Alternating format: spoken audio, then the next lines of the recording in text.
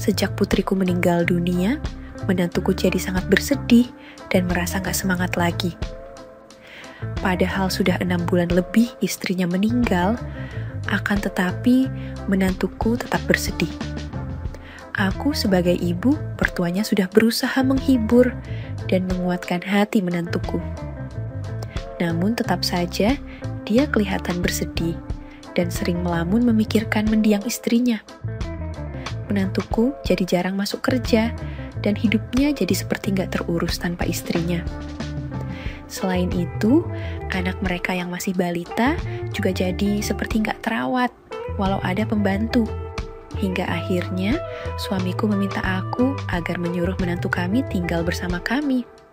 Alasannya, biar ada yang merawat anak mereka, yang juga merupakan cucu pertama kami. Namun, setelah menantu dan cucu kami tinggal di rumah, semuanya jadi berubah dalam hidupku. Menantuku memang jadi berubah dan mulai bisa mengikhlaskan kepergian mendiang istrinya. Tapi di lain sisi, babak baru drama kehidupanku malah seperti baru dimulai dengan kehadirannya. Aku dan menantuku justru terjebak dalam sebuah perasaan yang tak seharusnya muncul.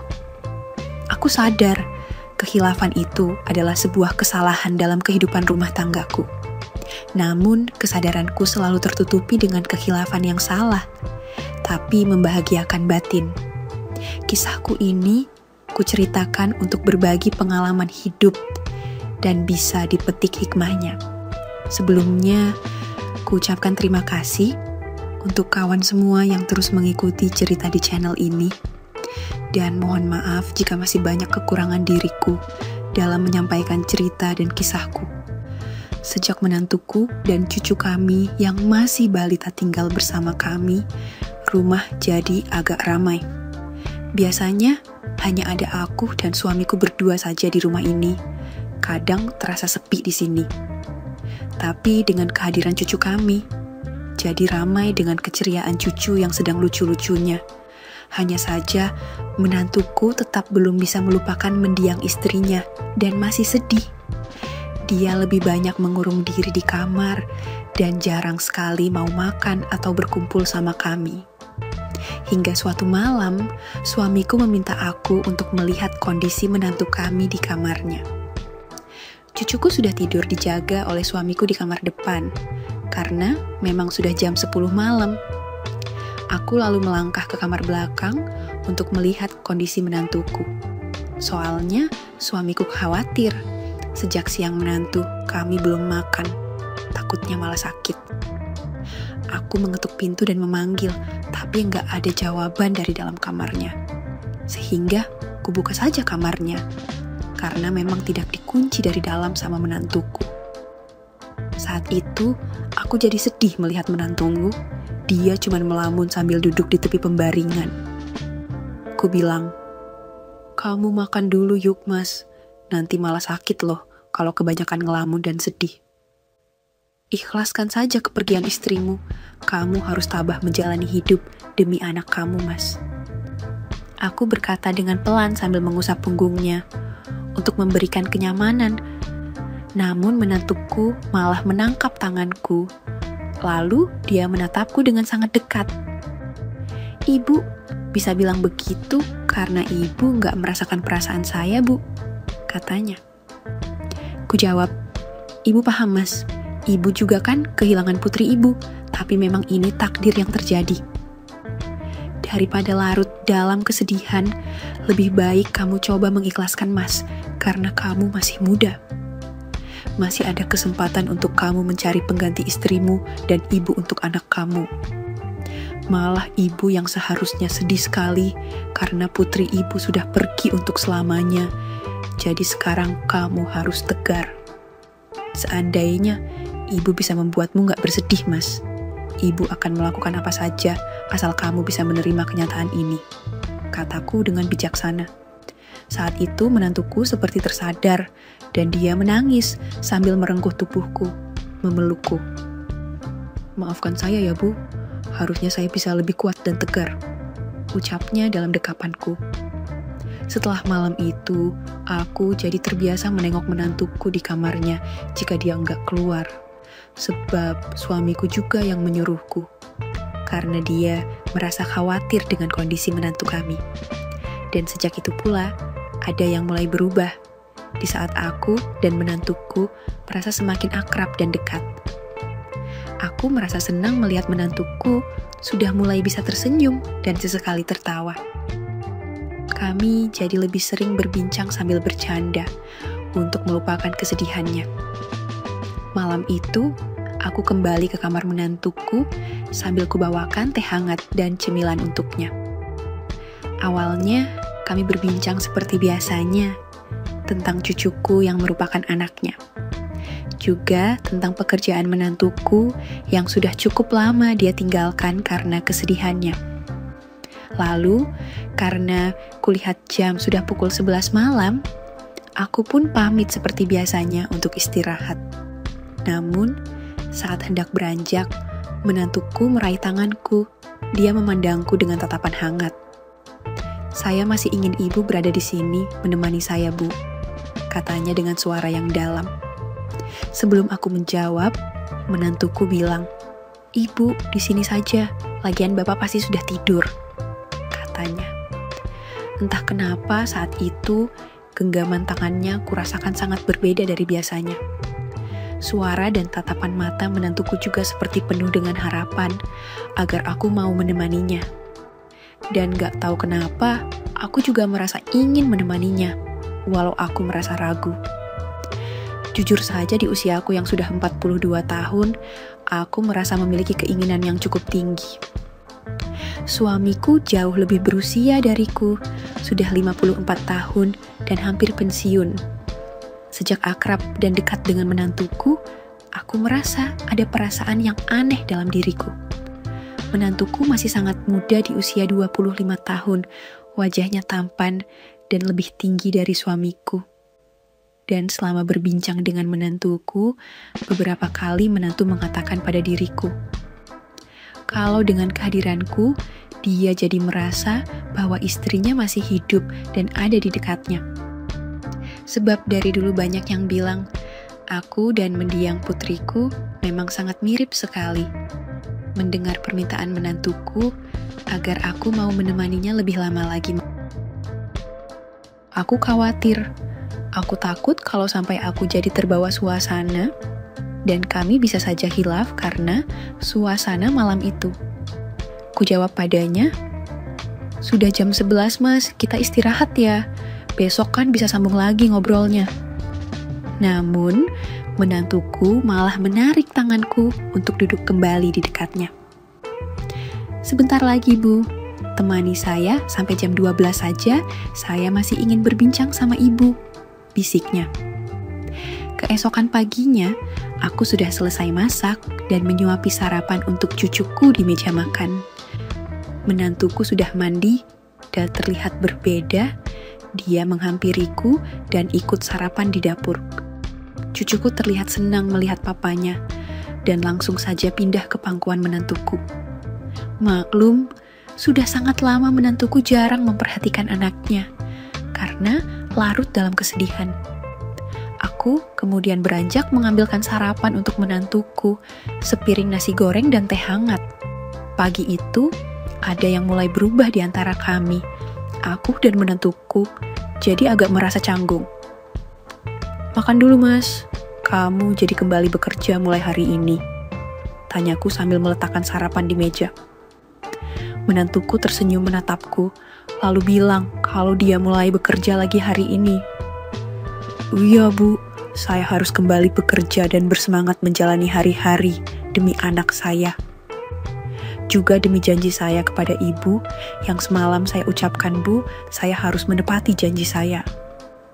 "Apalagi Ibu sudah mau memberikan yang saya inginkan semalam," jawab menantuku, masih tersenyum.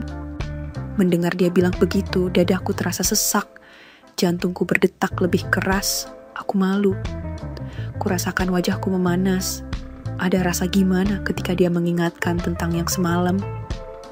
Bukan hanya malu, aku juga khawatir obrolan kami didengar anaknya yang duduk di pangkuannya. Mas. Ih, jangan dibahas lagi soal yang semalam. Ibu malu, lagian nanti didengar sama cucu, kataku. Menantuku malah terkekeh pelan dan menggenggam tanganku dengan hangat. Kenapa ibu malu? Maafkan saya ya bu, kalau sudah seperti itu terhadap ibu, ujarnya. Aku tak menjawabnya. Segera saja ku tarik tanganku dari genggamannya. Sudah mas, jangan dibahas lagi. Sekarang buruan kerja sana, ntar telat loh, kataku. Dia kembali tersenyum dan menghabiskan sarapannya sebelum pamitan pergi kerja. Hari itu, menantuku kembali bekerja, sementara suamiku juga sudah duluan berangkat. Dan seharian, aku di rumah mengurus cucuku, sambil menunggu dan menyiapkan makan malam. Siang harinya, cucuku tidur setelah aku suapin makan siang, sementara aku menungguinya. Aku menatap langit-langit kamar dengan pikiran yang mengembara, mengingat kejadian semalam. Seharusnya semalam aku bisa menolak. Aku harusnya bisa menghindari keinginan menantuku. Tapi, kalaupun semalam tidak sampai seperti itu, mungkin menantuku belum semangat untuk kerja. Sebab semalam menantuku meminta seperti itu, alasannya supaya dia bisa mengikhlaskan istrinya. Kata menantuku, sejak kehadiranku, dia menjadi merasa kalau istrinya masih hidup dan ada di dekatnya. Dia juga berjanji akan mulai kembali menjalani kehidupannya dengan normal seperti dulu. Apa yang kuberikan kepadanya semalam membuat menantuku melupakan kesedihannya. Aku merasa seperti dalam dilema. Di satu sisi, aku senang kalau menantuku sudah gak sedih lagi. Akan tetapi, di sisi lain, aku tahu apa yang terjadi semalam adalah sebuah kesalahan yang besar. Dan siang ini, aku jadi bimbang. Apalagi menantuku bilang, malam nanti dia menginginkanku. Jujur saja, selama 2 tahun ini, hubunganku dengan suamiku juga sudah terasa hambar. Walau kami selalu nampak harmonis di mata tetangga dan orang lain yang kami kenal, akan tetapi, sudah 2 tahun ini, aku dan suami sudah tidak pernah sehangat yang dulu lagi. Apalagi, menjelang masa pensiunnya, suamiku jadi lebih fokus ke pekerjaannya di kantor. Dia sangat jarang memberikan kehangatan untukku, yang masih sangat aku harapkan. Hatiku jadi bimbang, apakah aku harus pasrah menjalani kehidupanku? Apa aku harus mengalir saja mengikuti arus suasana yang mulai tercipta dengan menantuku? Jantungku jadi berdebar membayangkan apa yang akan terjadi nanti malam bersamanya. Dan tak terasa, aku meneteskan air mata yang tak kupahami maknanya. Lalu terlelap bersama cucuku. Aku terbangun jam 3 sore karena cucuku sudah bangun dan kembali melakukan aktivitas rumahan. Saat itu, suamiku pulang dari kantor, tapi cuma sebentar terus pergi lagi. Katanya dapat tugas. Suamiku cuma pulang ambil tas dan pakaian karena dapat tugas dinas keluar kota dari kantornya. Dia sempat menanyakan di mana menantunya, dan ku jawab kalau menantu kami sudah kerja lagi. Suamiku bilang, ya syukurlah kalau begitu, dia juga memintaku untuk terus menyemangati menantu. Setelah suamiku pergi, aku jadi berdebar mengingat malam ini hanya ada aku dan menantuku. Entah kenapa, aku malah mikirin menantuku yang belum pulang, bukan mikirin suami yang baru pergi. Dan malamnya, setelah makan malam, cucuku minta dikelonin tidur, karena sudah ngantuk jam. Menantuku menungguku sambil nonton televisi di ruang keluarga, sambil minum teh hangat buatanku. Setelah cucuku tidur nyenyak, aku dengan perasaan berdebar menghampiri menantuku. Menantuku menatapku dengan sorot mata yang sangat hangat, sambil mengulas senyum manisnya. Kita ngobrol di sofa sini, Bu, katanya. Lalu menanyakan bapak mertuanya, ku jawab bapak mertuanya dapat tugas keluar kota selama 3 hari lamanya dari kantor. Mendengar hal itu, wajah menantuku terlihat sangat bahagia. Lalu dia menarik tanganku. Aku menurut saja dan duduk di sampingnya, di sofa sambil nonton televisi walau makin berdebar. menantuku menceritakan tentang hari pertama kembali bekerja dan bilang terima kasih padaku. Saya bersyukur punya mertua sebaik ibu, karena ibu yang telah membuat saya kembali bersemangat. Menantuku mengatakan hal itu sambil tangannya melingkar di pundakku, merangkulku. Ku jawab, ibu hanya melakukan yang harus dilakukan sebagai mertuamu, Mas.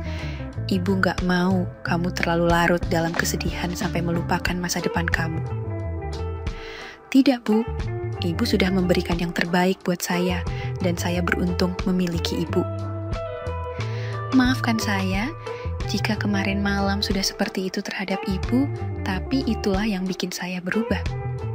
Saya merasa kalau istri saya masih ada dan hadir kembali melalui kehadiran ibu di samping saya. Sudah, Mas. Jangan dibahas lagi soal yang kemarin malam. Ibu malu, Mas. Lagi pula kamu juga kok. Bisa-bisanya sih sampai seperti itu sama ibu. Ibu kan sudah tua, sudah 42 tahun. Malam itu, siaran berita di televisi di depan kami tidak lagi menjadi fokus perhatian kami di sofa.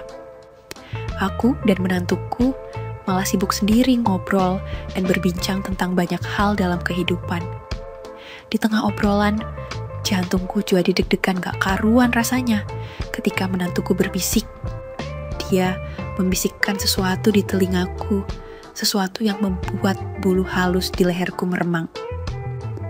Ibu, kelihatan lebih cantik malam ini, Bu. Maukah ibu menggantikan mendiang istri saya malam ini? Jiwaku terguncang mendengar pertanyaan itu. Aku semakin bimbang, namun keanehan mulai menjalar. Aku merasa ada sebuah kebahagiaan, di mana aku merasa berharga dan masih sangat diinginkan, tapi nalar sehatku masih mencoba melawan. Ku jawab, Mas sudah, ibu gak mau terulang. Akan tetapi, walau bibirku mengucap penolakan, reaksi berbeda ditunjukkan oleh tingkah gerakku. Sorot mata menantuku yang hangat dan penuh kelembutan, seperti memutar semua logikaku. Sentuhannya yang penuh kasih sayang membuat batinku merasakan kehangatan yang nyaman. Kenapa ibu harus malu? Dan kenapa ibu harus menolak dan mengingkari perasaan ibu sendiri? Saya hanya ingin berterima kasih karena ibu sangat baik. Saya hanya ingin membahagiakan ibu. Menantuku mengucapkan itu, lalu sejenak kemudian pikiranku mengembara entah kemana. Malam itu, sofa yang biasanya menjadi tempat bersantai dan nonton televisi di ruang keluarga seakan berubah menjadi jebakan di mana kami melakukan sesuatu yang harusnya tak boleh terjadi. Aku dan menantuku kembali seperti itu, atas nama kekhilafan yang meruntuhkan batasan. Sementara, suamiku menjalankan tugas dinasnya keluar kota, dan cucuku sudah terlelap di kamarnya. Sebuah kisah baru saja kurangkai bersama menantuku, lelaki yang mulai mengisi hatiku. Namun, yang aku syukuri, menantuku tetap mau menjaga komitmen, bahwa itu terakhir kalinya. Kami sudah berjanji untuk bisa mulai melupakan semua kenangan indah yang pernah terjadi itu. Kini, setelah 2 tahun berlalu, menantuku akhirnya menikah dengan wanita yang dicintainya. Aku ikut senang melihat cucuku punya ibu baru, pengganti mendiang putriku, dan mereka hidup bahagia. Tamat. Oke, segitu dulu untuk kali ini, dan semoga kalian, bosku semua, terhibur hari ini ya. Sekali lagi, tidak pernah lupa Mimin ingin mengingatkan bahwa tidak ada maksud untuk merusak moral. Tapi di sini, kami selaku admin channel Makiem hanya berbagi pengalaman dari viewer saja yang tentu saja tidak untuk ditiru. Terima kasih sudah mau mendengarkan kisah nyata ini. Ambil baiknya dan buang buruknya dari cerita kisah ini. Semoga hal seperti ini tidak terjadi kepada kita semua, bosku. Dan semoga kita semua dilindungi dari mara bahaya. Amin ya rabbal alamin. Terima kasih dan sampai jumpa di cerita selanjutnya. Jangan lupa like, komen, share, dan subscribe. Oh iya, kira-kira kalian semua bosku yang terhormat kepengen kisah-kisah yang seperti apa lagi nih? Tolong berikan komentar-komentar kalian di video